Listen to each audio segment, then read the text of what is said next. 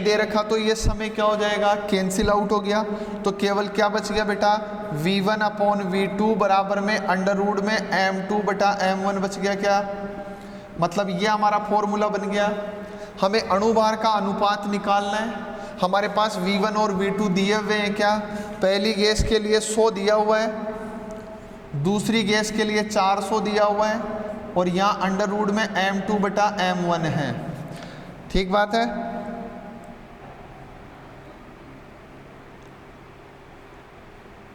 हाँ, तो कितना हो गया, रूट हटेगा तो इसका स्क्वायर हो जाएगा। 1 2 3 4 अपॉन में 16, 1 2 3 4, 4 0 से 4 0 कैंसिल हो गई, इक्वल्स टू क्या बच गया, m2 बटा में m1। मतलब यहाँ 1/16 बच गया। तो ऐसे लिख दूँ m2 बटा m1 बराबर 1 अपॉन में 16 हो गया। मतलब m2 m1 बराबर 16 m2, यानी कि उनका अनुपात कितना हो गया, 1:16। बोलो किया जा सकता है, कर सकते हो क्या? हाँ ठीक है। नेक्स्ट क्वेश्चन लिखो।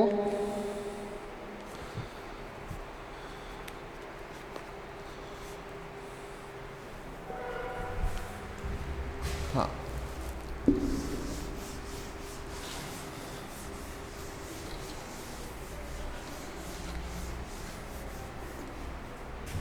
हाँ भाई, नेक्स्ट क्वेश्चन है,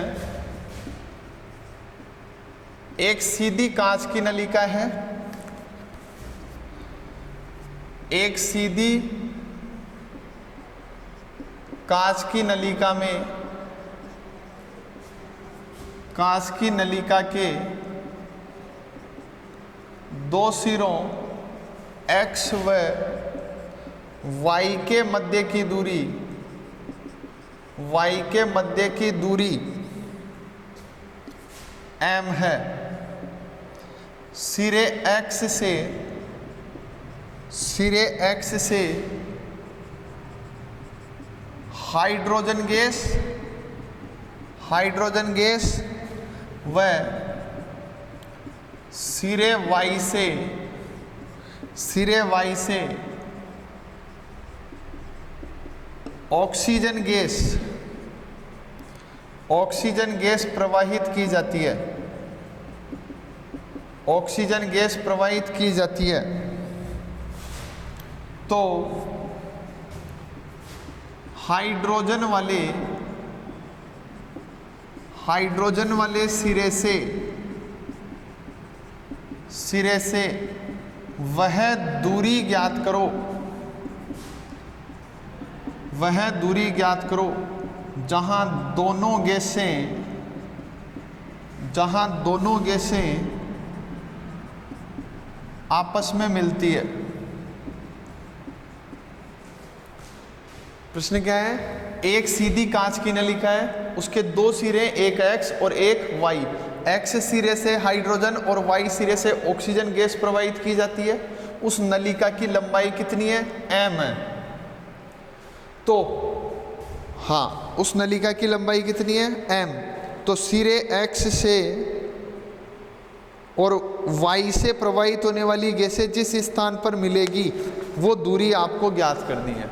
अच्छा, इसमें हम एक काम कर लेते हैं, ये जो दूरी m लिखी है ना मैंने, इस दूरी को 5 सेंटीमीटर मान लेते हैं। कितना मान लेते हैं बेटा, 5 सेंटीमीटर। एक डिजिट मैंने आपको दे दिया, क्योंकि वैल्यू होनी चाहिए हमारे पास कुछ ना कुछ, क्योंकि हमें एक वैल्यू निकालनी है कहीं ना कहीं से, वो दूरी ज्ञात करें। तो देखो प्रश्न क्या इस तरह का है, क्या ये कांच की नलिका है, इस कांच की नलिका के इस वाले सिरे को x मान लें, इस वाले सिरे को y मान लें। मान लो यहाँ से यहाँ तक की दूरी कितनी है, 5 सेंटीमीटर है। इधर से हाइड्रोजन गैस और इधर से ऑक्सीजन गैस प्रवाहित हो रही है। तो दोनों गैसें कहीं ना कहीं विसरण कर रही है, तो दोनों किसी एक निश्चित स्थान पर जाकर मिलेगी, मतलब एक निश्चित दूरी तय करेगी। तो इसके द्वारा मान लो ये वो पर्टिकुलर स्थान है जहां दोनों गैसें आकर के मिलती है।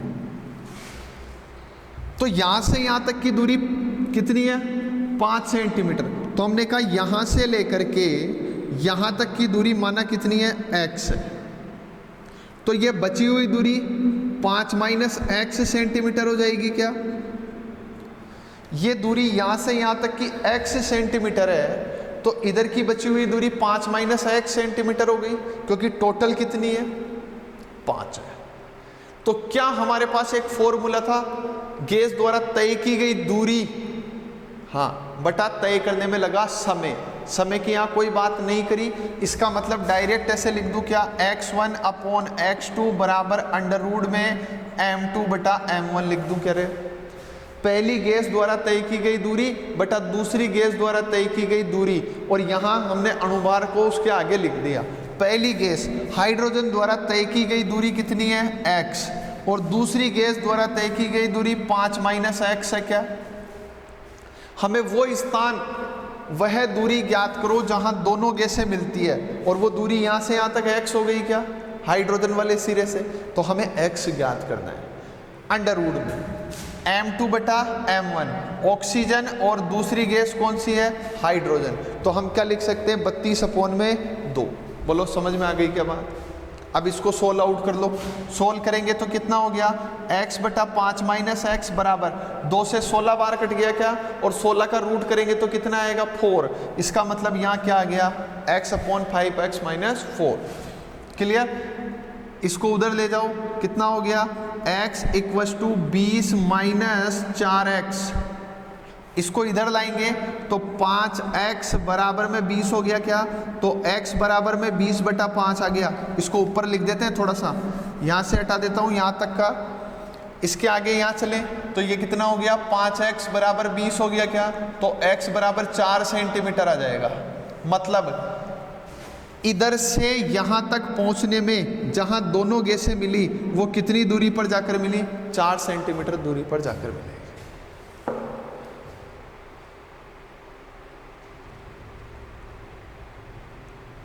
क्लियर? अब सेम ऐसा ही प्रश्न है जो आपको खुद को सोल्व करना है। देखो मैं ऐसे डायरेक्टली लिख देता हूं। नेक्स्ट क्वेश्चन है हमारा, ये एक कांच की नलिका है, इस कांच की नलिका के एक सिरे से NH3 गैस और एक सिरे से HCl गैस प्रवाहित की जाती है। एक सिरे से तो कौन सी गैस, NH3, और एक सिरे से कौन सी गैस, HCl। और ये जो नलिका है यहाँ से यहाँ तक, इस पूरी नलिका की लंबाई 200 मीटर है, 200 सेंटीमीटर है। इस पूरी नलिका की लंबाई कितनी है, 200 सेंटीमीटर। इस सिरे से NH3 और इस सिरे से HCl गैस प्रवाहित की जाती है। वह स्थान ज्ञात करो जहां श्वेत धूम्र बनते हुए दिखाई देंगे। वह स्थान ज्ञात करो जहां क्या बनते हुए दिखाई दे, श्वेत धूम्र। मान लो इस स्थान पर सफेद धूम्र। अच्छा सफेद धूम्र क्यों बन रहे हैं, देखो NH3 प्लस HCl जब दोनों मिश्रित होगी तो एक कंपाउंड बनेगा जिसको NH4Cl बोलेंगे। याद करो हमने ये कहा था डोल्टन का आंशिक दाब का नियम NH3 और HCl जैसी गैसों पर लागू नहीं होता है। क्यों? क्योंकि वो परस्पर क्रियाशील है और उनकी क्रिया से एक यौगिक बनता है जिसको NH4Cl बोलते हैं। और NH4Cl बनने के कारण जिस स्थान पर ये दोनों मिले, दोनों गैसें, वहाँ NH4Cl बना और उस स्थान पर श्वेत धूम्र बनते हुए दिखाई देंगे। तो वो जो श्वेत धूम्र बन रहे हैं वो मान लो इस स्थान पर बन रहे हैं, तो क्या प्रश्न हल किया जा सकता है?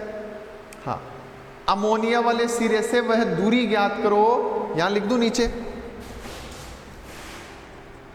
NH3 वाले सिरे से वह दूरी ज्ञात करो, वह दूरी ज्ञात करो जहां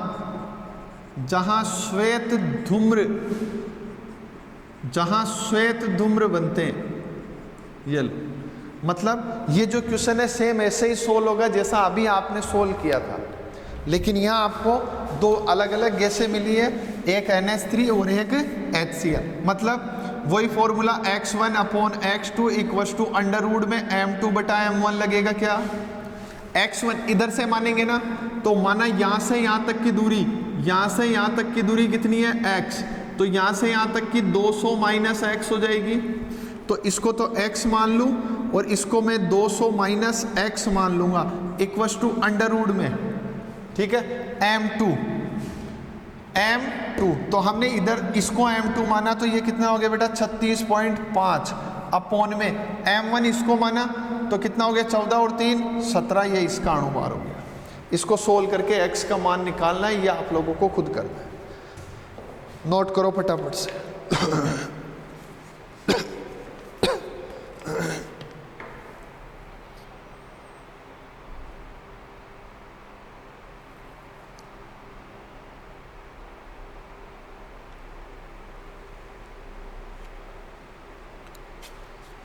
हाँ कर लिया, चलिए। तो जैसे डाल्टन का आंशिक दाब का नियम केवल अक्रियाशील गैसों पर लागू होता है, वैसे ही ग्राम का विसरण नियम भी मुख्य रूप से कौन सी गैसों के लिए?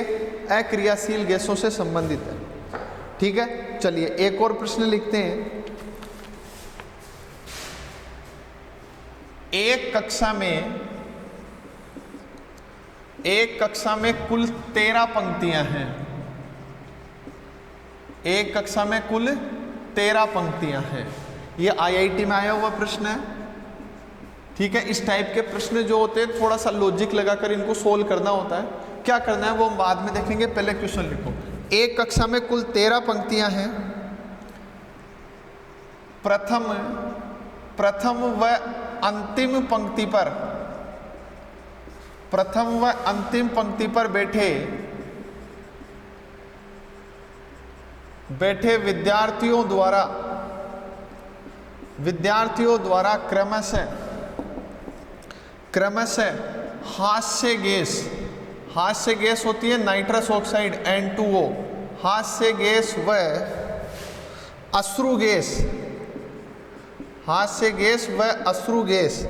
अश्रु गैस होती है C6H11OBr, विसरित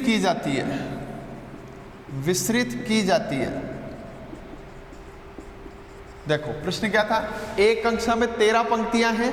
पहली पंक्ति पर बैठे विद्यार्थी तो हास्य गैस विसरित करते हैं, जबकि अंतिम पंक्ति पर बैठे विद्यार्थी अश्रु गैस विसरित करते हैं। तो वह पंक्ति ज्ञात करो जिस पर बैठे विद्यार्थियों को एक साथ हंसना व रोना आता है। वो दूरी ज्ञात करनी है जिस पर बैठे विद्यार्थियों को एक साथ हंसना व रोना आता है। समझ में आई क्या बात? हाँ, तो 13 पंक्तियां हैं,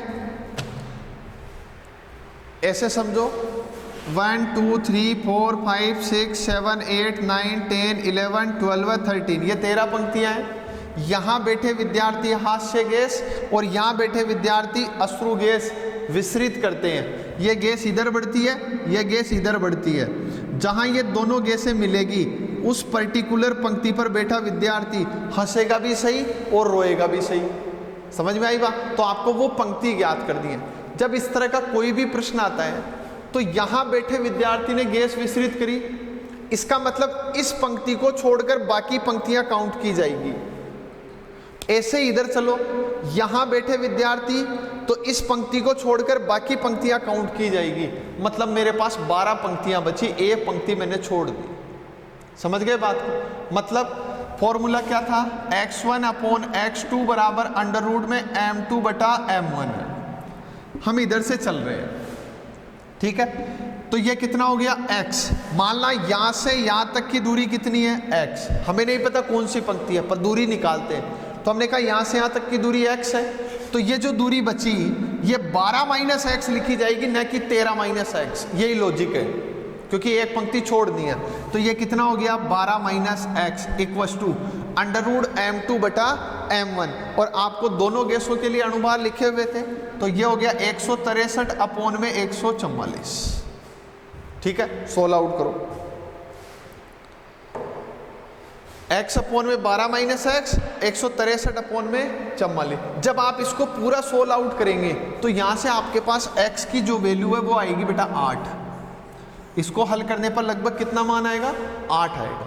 तो 8 हमारे पास आया, मतलब 8वीं पंक्ति, लेकिन हमने एक पंक्ति इधर से छोड़ी थी और एक पंक्ति हमने इधर वाले गैस में छोड़ी थी। जब इधर से गैस आ रही है तो एक छोड़ेंगे, जब इधर से आ रही है तो भी एक छोड़ेंगे। तो हम इधर से काउंट करते हुए चले, क्योंकि हमने x का मान निकाला। तो इधर से इसको छोड़ा तो x का आया 1 2 3 4 5 6 7 8। इस पंक्ति पर बैठे विद्यार्थी, मतलब 8वीं पंक्ति पर बैठे विद्यार्थी ऐसे और रोए। तो एक हमने छोड़ी तो ओवरऑल रूप से कितनी पंक्तियां हुई? 9 पंक्तियां। तो x का मान 8 आया। अतः 9वीं पंक्ति पर,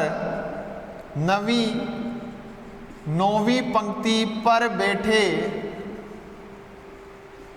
विद्यार्थियों को एक साथ हंसना व रोना आएगा।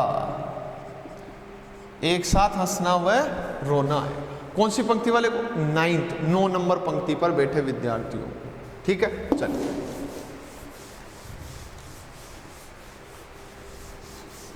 नेक्स्ट क्वेश्चन लिखो।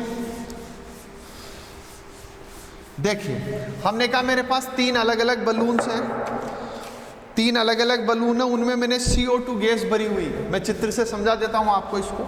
मान लो मैंने कहा मेरे पास ये एक बॉक्स है, इस बॉक्स में ये एक गुब्बारा है, यहाँ एक सूक्ष्म छिद्र करेंगे बाद में। इस गुब्बारे में CO2 गैस भरी हुई है, और ये जो पात्र आपका है, इस पात्र में CH4 मेथेन भरी हुई है। ऐसे ही दूसरा पात्र लिया, इस दूसरे पात्र में भी सेम गुब्बारा लगाया, इसमें एक छिद्र है, इसमें CO2 भरी हुई है, और यहाँ हमने N2O भरी है।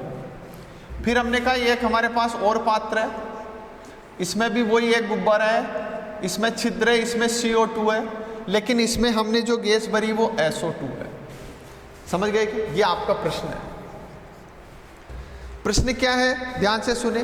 3 अलग अलग बलून है, उनमें समान आयतन से CO2 गैस भरी जाती है, और उन तीनों गुब्बारों को 3 अलग अलग पात्रों में रख दिया जाता है। पहले पात्र में मेथेन गैस भरी हुई है, दूसरे पात्र में नाइट्रस ऑक्साइड है, और तीसरे पात्र में सल्फर डाइऑक्साइड गैस भरी हुई है। ठीक बात है।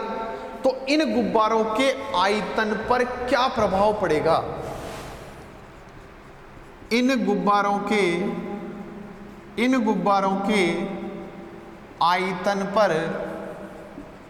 आयतन पर क्या प्रभाव पड़ेगा, ये आपको चेक कर। कहने का मतलब ये CO2 बाहर जाएगी या ये मेथेन अंदर आएगी। अगर पात्र की गैस गुब्बारे में जाएगी तो गुब्बारे का आयतन बढ़ेगा, और अगर गुब्बारे की गैस बाहर निकलेगी तो गुब्बारे का आयतन घटेगा। समझ में आई बात? और आप सबने ये पढ़ रखा है, R इनवर्सली प्रोपोर्शनल है M के, अणुभार के। मतलब विसरण की दर बढ़ेगी कब? जब अणुभार घटेगा। तो अंदर का अणुभार तो सबका फिक्स है, कितना है? 44 44 और 44, 44 44 44। तो विसरण की दर बढ़ती है कब? जब अणुभार घटता है। मतलब बाहर वाला अणुभार देखो, इस CH4 का अणुभार है 16, N2O 28 और 6 कितने? 28 और 10 38, 44, और SO2 का 62। इसका अणुभार है 16, इसका अणुभार है 44, इसका अणुभार है 62, और अंदर का अणुभार कितना है? 44 44 और 44। ठीक है। तो अगर अणुभार में अंतर है, उस पर निर्भर करेगा कि गुब्बारे का आयतन बढ़ेगा, घटेगा या अपरिवर्तित रहेगा। इससे डिपेंड। हमने कहा विसरण की दर बढ़ेगी जब अणुभार के मान में कमी आएगी। यहां चेक करो, इसका अणुभार कम है और इसका अणुभार ज्यादा है, तो जिसका अणुभार कम होगा उसका विसरण होगा। मतलब ये CH4 गुब्बारे के अंदर चली जाएगी, और जब CH4 गुब्बारे में जाएगी तो हम कहेंगे गुब्बारे का आयतन बढ़ेगा। क्लियर बात? यहां देखो, यहां भी 44, यहां भी 44, मतलब गुब्बारे का आयतन अपरिवर्तित रहेगा। कैसा रहेगा? अपरिवर्तित रहेगा। इसमें चलो, यहां कितना? 62, यहां कितना? 44, बाहर वाला अणुभार ज़्यादा है, तो अणुभार बढ़ेगा तो विसरण की दर घटेगी, मतलब ये विसरित नहीं होगी बल्कि गुब्बारे की गैस बाहर निकल जाएगी। तो गुब्बारे की गैस बाहर जाएगी तो हम बोलेंगे आयतन घटेगा। चेक करो वापस, पहले केस में आयतन बढ़ेगा, दूसरे में अपरिवर्तित रहेगा, और तीसरे केस में आयतन के मान में क्या आएगी, कमी आएगी। और ये पूरा प्रश्न किसके आधार पर हल हुआ, R is inversely proportional to 1/√m। तो ठीक है, अंडर रूट से कोई फर्क नहीं पड़ा क्योंकि अणुभार तो रखना ही। तो हमने इस जनरल कॉन्सेप्ट बनाया कि आर एम अगर घटता है तो आर बढ़ता है, इन दोनों में से जिसका कम होगा उसका विसरण होगा। तो कम इसका है इसलिए ये अंदर जाएगी, यहाँ बराबर है नो चेंज। इस वाले में ये ज़्यादा है ये कम है, जो कम है वो बाहर जाएगी, मतलब ये CO2 इस गुब्बारे में से कहाँ निकल जाएगी, बाहर, और बाहर जाएगी तो आयतन क्या होगा, घटेगा। कर सकते हो क्या?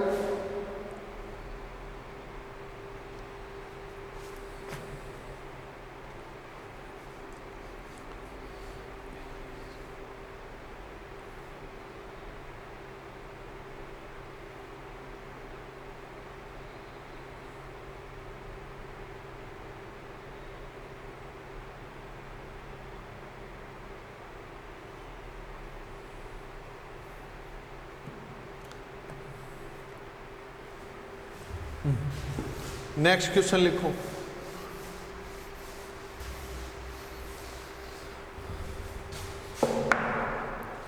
एल्केन के विसरण की दर, बहुत इंपॉर्टेंट प्रश्न है। एल्केन के विसरण की दर